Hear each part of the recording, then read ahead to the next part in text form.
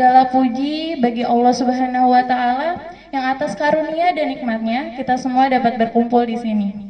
Yang atas ridhonya kita dapat duduk di tempat yang mulia ini, menuntut ilmu bersama, mengeratkan tali ukhuwah kita, dan kita sambut narasumber kita yaitu Mbak Ci. Kepadanya kita persilahkan. Sambut dengan takbir, Allahu Akbar.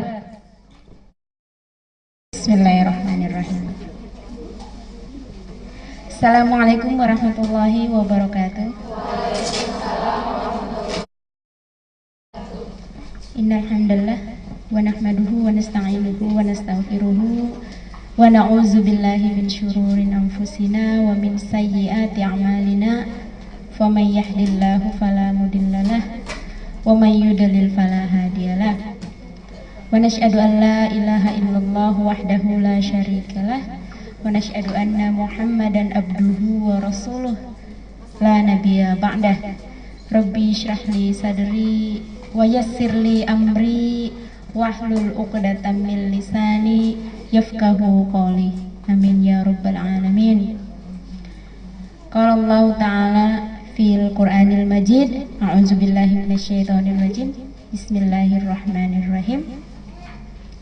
Inna fi khalqis samawati wal ardi wa ikhtilafil laili wan nahari laayatin liulil albab allazina yazkurunallaha qiyaman wa qu'udan wa 'ala junubihim wa yatafakkaruna fi khalqis samawati wal ard. Alhamdulillah, segala puji hanya bagi Allah, zat yang telah membiarkan jantung kita sejak kita di dalam rahim sampai hari ini masih berdetak memompa darah. Kata Asad, kalau jantungnya nggak bergerak nanti kita dead, karena nanti darahnya keluar di hidung, keluar di mata, keluar di kuping. Maksudnya pembuluh darahnya pecah, jadi keluar di hidung, keluar di kuping. Kita nggak bisa menghitung sudah berapa liter darah yang dipompa oleh jantung kita. Makanya ada iklan sayangi jantung Anda.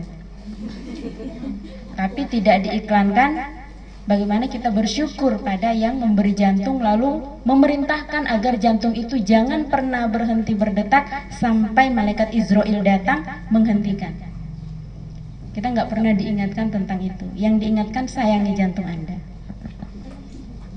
Jadi kalau di sini yang diingatkan bersyukur kepada Allah yang sudah memberikan jantung dan memerintahkan agar jantung itu bergerak. Kalau nggak bisa sampai ke sini. Bahkan dalam kondisi kita nggak sadar, orang yang koma pun jantungnya masih bergerak.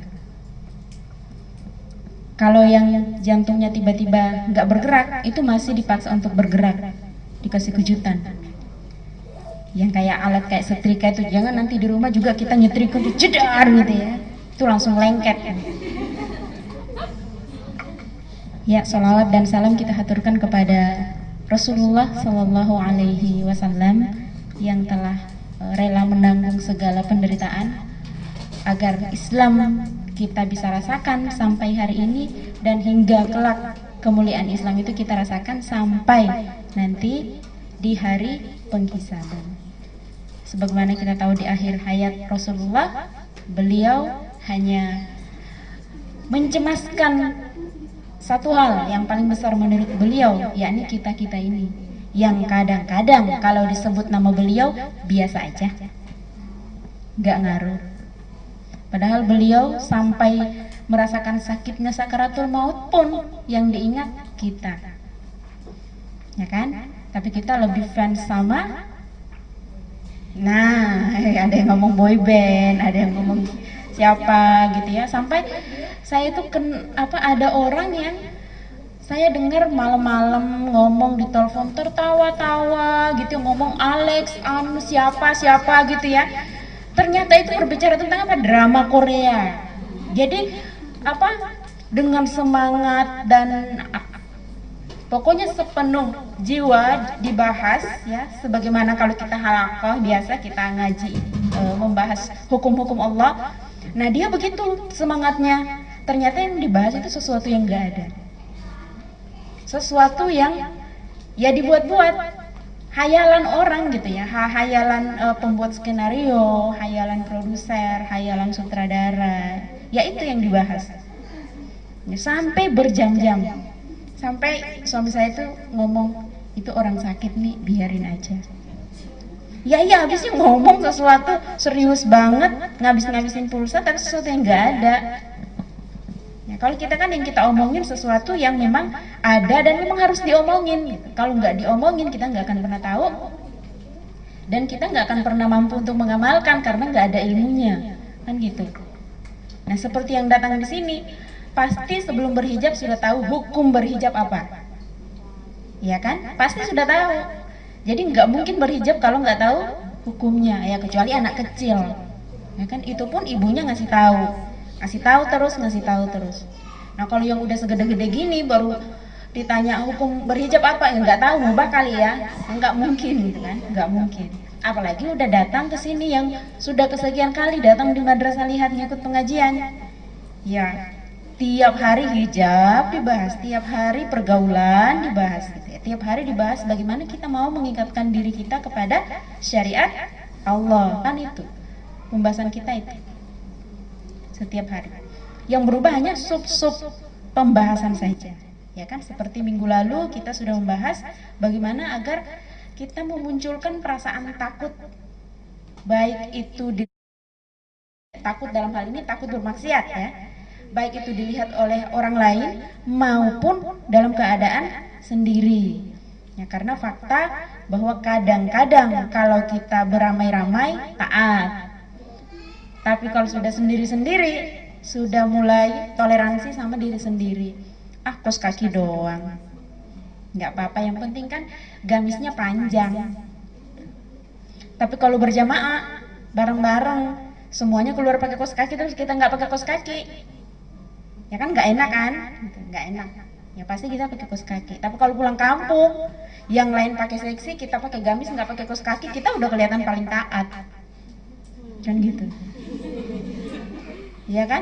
Karena pembandingnya itu bukan pembanding yang ke atas, tapi membanding dengan sesuatu yang di bawah. Nah, ini nggak benar. Jadi kalau dalam ketaatan, carilah pembanding yang di atas. Kalau dalam hal nikmat Allah, dalam hal rizki, bercerminlah ke bawah, biar kita bersyukur. Jadi tidak semua harus bercermin ke bawah, tapi ada yang harus bercermin ke atas. Lah, dia aja kehidupan ekonominya pas-pasan, tapi semangatnya menuntut ilmu, Masya Allah. Semangatnya di dalam taat kepada Allah, Masya Allah ya, luar biasa. Kenapa saya yang diberi kemudahan oleh Allah? Enggak. Padahal justru sayalah yang harus lebih berterima kasih kepada Allah, karena saya diberi kelebihan A, B, C, D daripada dia. Kan harusnya begitu. Tapi yang terjadi kadang-kadang sebaliknya. Ada orang yang mau halko jalan kaki sampai di tempat halko paling kecut dia, karena dia jalan kaki nggak ada duit buat naik angkot, tapi masih datang halko. Yang datang nanti wangi ya, karena bawa kendaraan sendiri, telat. Nah, yang jalan kaki udah datang lebih awal. Kenapa? Karena dia dari 2 jam sebelumnya udah start dari rumah, karena memperhitungkan dia jalan kaki. Yang punya kendaraan sendiri, punya kendaraan gini, ternyata macet, telat datangnya. Nah, ini kadang-kadang sesuatu yang paradoks yang kita lihat di kehidupan kita sehari-hari. Nah, di dalam ayat yang tadi saya bacakan, hanya orang-orang yang berpikir, yang berakal, yang itu memang kemudian mampu untuk melihat tanda-tanda dari kebesaran Allah. Ya, berupa nikmat yang diberikan, baik itu dalam alam semesta maupun yang ada di dalam diri kita. Itu hanya orang-orang yang berakal. Jadi kalau orang yang tidak merasakan campur tangan kebesaran Allah di dalam dirinya, berarti orangnya tidak. Kalau orang yang merasakan kan, orang yang sadar kan, itu berakal, ya kan, waras, sehat pikirannya, mau berpikir. Berarti kalau yang nggak nyadar di dalam dirinya itu nikmat Allah banyak, berarti orangnya ada yang salah dalam cara dia berpikir ya, nggak waras berarti. Ya nggak nyadar kalau Allah sudah memberikan dia begitu banyak nikmat sejak di dalam kandungan sampai hari ini gitu, bahkan ketika dia belum sadar. secara pemikiran sederhana, kita pasti berpikir gimana seorang janin di dalam rahim itu bisa bernafas, bisa bermain gitu kan. Kadang-kadang dia tersenyum, kok bisa padahal di dalam rahim. Terus keluar-keluar kehidupannya berbeda, tapi dia sama lagi, dia bisa tersenyum, dia bisa menangis, dia bisa bermain. Coba kalau dia sudah keluar ya, sudah keluar dari rahim terus mau dimasukin lagi ke dalam rahim, bisa hidup nggak? Nah itu, jadi itu salah satu tanda-tanda kebesaran Allah, hal-hal yang sederhana saja, gitu ya. Nah, hari ini kita meninggalkan bab 5, pembahasan tentang takut kepada Allah dalam kondisi tersembunyi maupun terang-terangan. Itu kita tinggalkan ya, mudah-mudahan sudah mentajasad, sudah tarkis, sudah mengkristal ke dalam diri kita, tinggal pengamalannya disempurnakan setiap hari, hari demi hari itu semakin disempurnakan. Ya, karena ya kita manusia biasa ya, tidak semua kemudian langsung bisa sempurna amalan kita. Tapi Allah lah yang menilai seberapa besar kita berikhtiar agar amalan kita itu sesuai dengan hukum syara, sesuai dengan apa yang sudah ditentukan oleh Allah Subhanahu wa Ta'ala. Nah, sekarang kita masuk pada bab 6. Bab 6 ini mirip-mirip dengan bab 5, yakni menangis karena takut dan ingat kepada Allah. Nah, kadang-kadang ya, kalau takut mungkin ada yang menangis, tapi ada juga yang enggak. Mungkin lebih air matanya itu lebih mudah keluar saat menonton drama Korea yang tragis. Kalau dulu angkatan saya waktu saya SMA itu Endless Love. Nah, siapa namanya? Ensu itu ya, Jungsu saudaranya. Nah itulah kira-kira. Nah sampai teman-teman saya itu sampai teriak-teriak hantesu gitu ya, yang satu itu ya. Jadi sesuatu yang nggak ada, nggak real. Mereka menerawang-nerawang. Itu kalau nonton nangis bombay. Nah kalau dia bermaksiat kemudian diingatkan bahwa itu adalah maksiat, bukan nangis, kadang-kadang marah. Masalah buat lo, ya kan, digituin. Badan-badan gue diingatkan yang baik-baik, coba diingatkan bahwa ketika nanti satu helai rambut saja yang dia keluarkan secara sengaja ya beda kalau orang misalnya dia pakai kerudung terus tahu-tahu keluar satu helai dia nggak nyadar gitu kan, beda gitu. Nah ini yang secara sengaja mempertontonkan auratnya dilihat dari satu helai rambut saja, maka dia sudah tidak diizinkan untuk masuk ke dalam jannah. Nah apalagi kalau lebih dari itu. Kemudian ada saudaranya datang mengingatkan. Misalnya kalau teman akrab kan panggilnya nama, ya kan? Siapa biasa nama kita? Fatimah ya? Fatimah kita panggil lagi ya. Fatimah, kalau keluar rumah kita nggak boleh memperlihatkan aurat. Ini saya ada kerudung, mau nggak?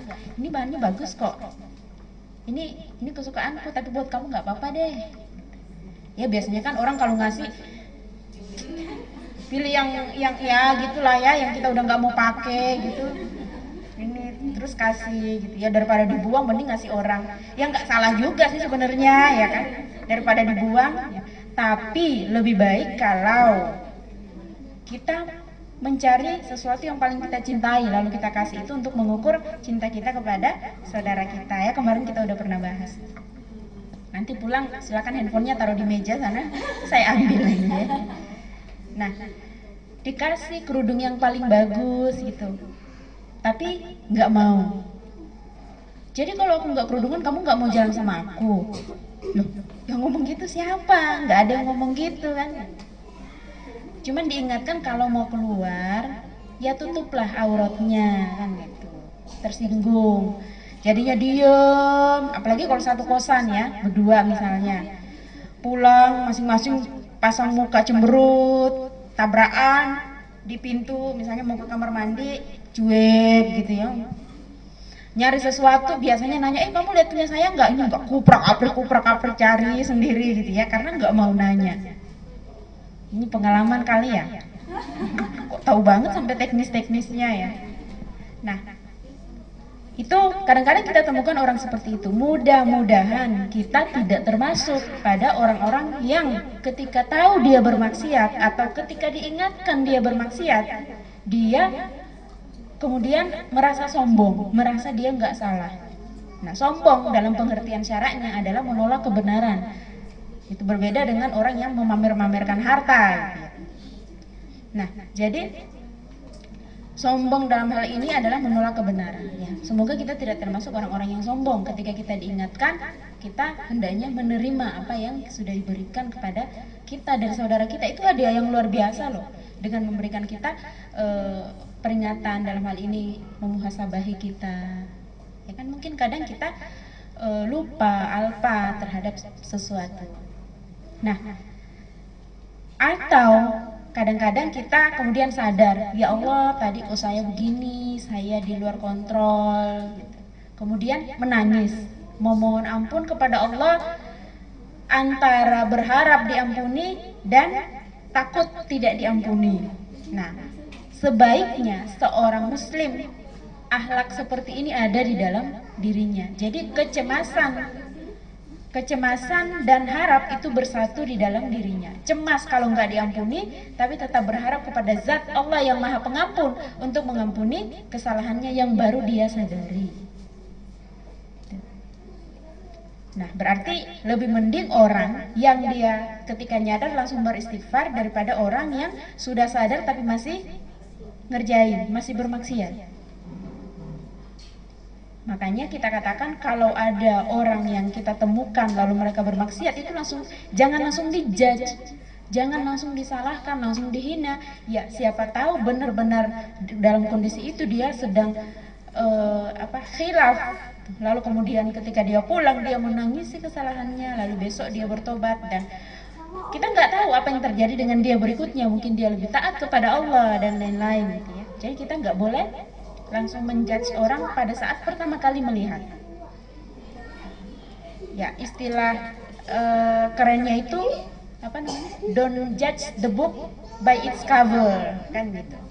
Jadi jangan lihat orang dari permukaan luarnya saja. Meskipun orang bertakwa itu akan kelihatan dari penampakan luarnya aja udah kelihatan, gitu kan?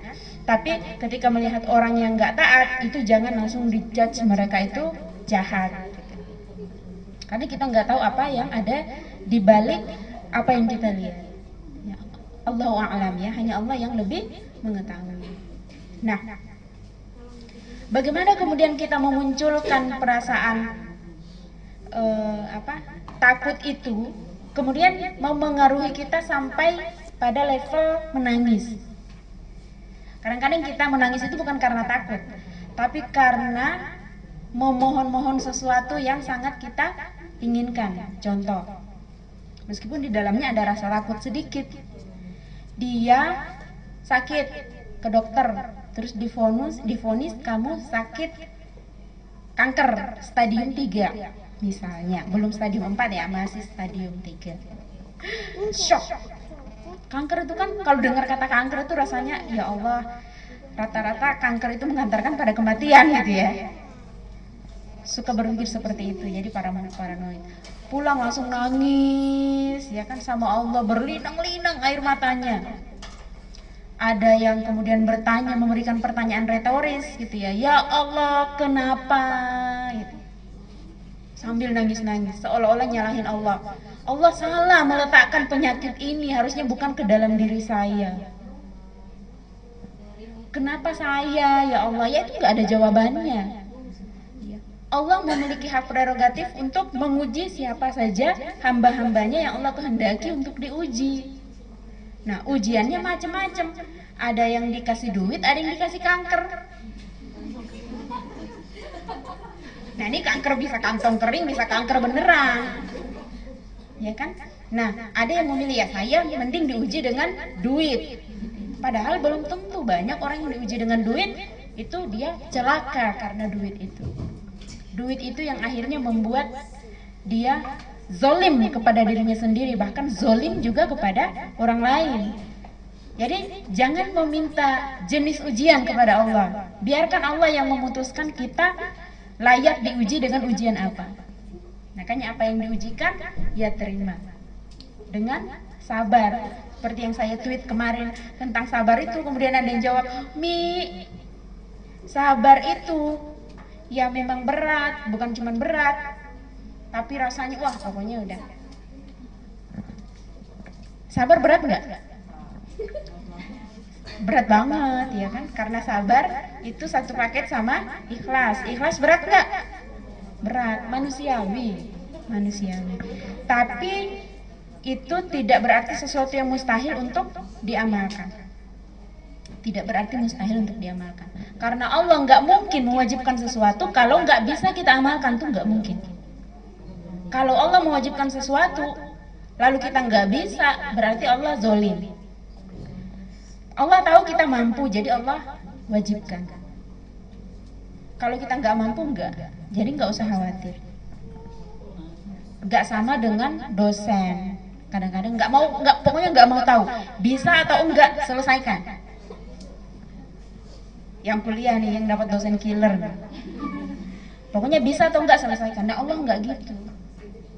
Allah tahu persis sampai titik terkecil yang ada di dalam diri hamba-hambanya, di dalam diri makhluknya, setiap makhluknya, setiap sepersekian inci Allah tahu. Jadi ketika Allah menetapkan sesuatu, berarti itu pantas untuk kita. Itu pantas.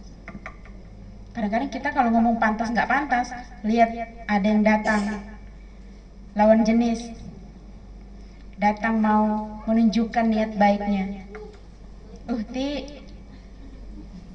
ini tadi ada teman suami saya menanyakan Uhti sudah ada yang lamar belum? Siapa?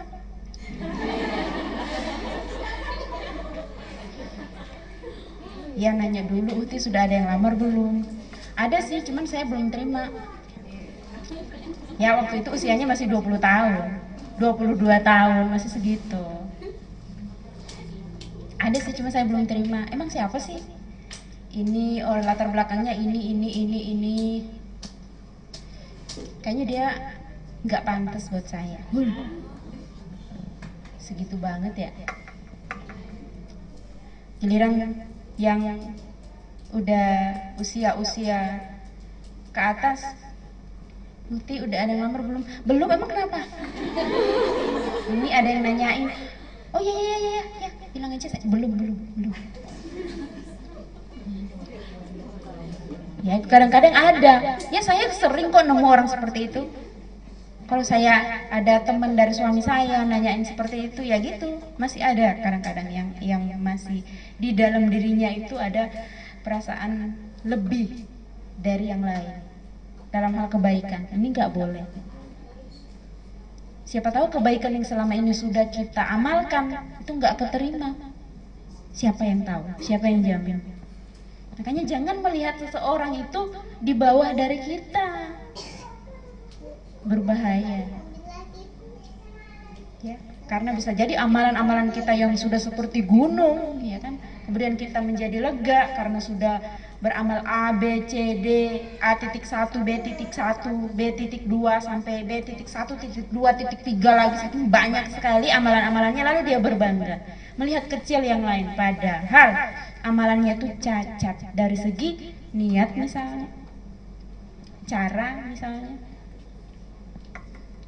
Dengan banyaknya amalan kemudian dia jarang menangis kepada Allah karena merasa pede.